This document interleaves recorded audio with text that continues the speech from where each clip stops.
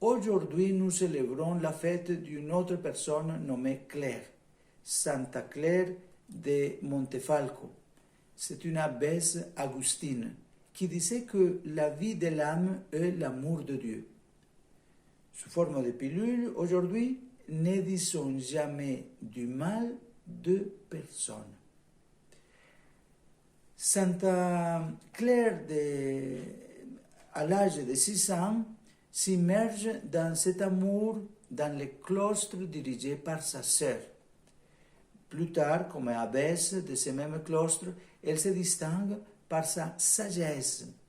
Sa spiritualité est centrée sur la passion de notre Seigneur Jésus-Christ, comme plus tard se centrait aussi Santa Gemma Galgani et tous les passionnistes. Le fait d'être toujours guidé par la méditation et la passion de Jésus a amené cette sainte à ne pas se concentrer sur elle-même, mais sur Dieu et son prochain.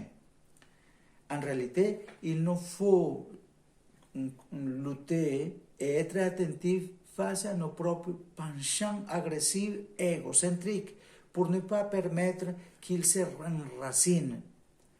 Emportez-vous, mais ne commettez pas le péché. Que le soleil ne se couche pas sur votre colère, nous dit Saint Paul aux Éphésiens, chapitre 4, verset 26. Quand des circonstances nous accablent, parce que ça nous arrive à tous, nous pouvons toujours recourir à l'encre de la supplication qui nous conduit à demeurer encore dans les mains de Dieu et près de la source de la paix. N'entretenez aucun souci, mais en tout besoin, recourez à l'oraison et à la prière. Pénétrez d'actions de grâce pour présenter vos requêtes à Dieu. Alors, la paix de Dieu, qui surpasse toute intelligence, prendra sur sa garde vos cœurs et vos pensées. C'est aussi Saint Paul aux Philippiens, chapitre 4, versets 6 et 7. Les chrétiens aussi peuvent faire partie des réseaux de violence verbale sur Internet et à travers les différents forums ou espaces d'échange digital. Même dans les milieux catholiques ou protestants, on peut dépasser les limites. On a coutume de banaliser la diffamation et la calomnie, et toute éthique ainsi que tout respect de la renommée d'autrui semble évacué.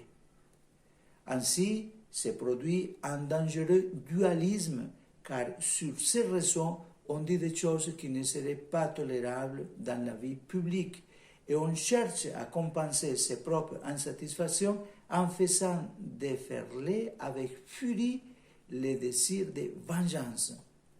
Il est significatif que parfois, en prétendant défendre d'autres commandements, on ignore complètement le 8e, ne pas porter de faux témoignages ni mentir, et on détruit l'image de l'autre sans pitié. Là se manifeste sans contrôle le fait que la langue est un monde du mal, et elle enflamme le cycle de la création, enflammée qu'elle est par la gêne.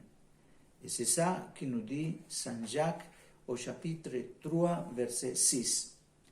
Soyons donc très prudents dans ce que nous disons, que ce soit directement ou via les réseaux sociaux. Luttons toujours pour éviter les ressentiments, les mauvaises intentions, mais au contraire, laissons-nous émouvoir par l'Esprit Saint qui nous aide à être bons et miséricordieux, même si nous devons souffrir. Bonne journée à vous tous.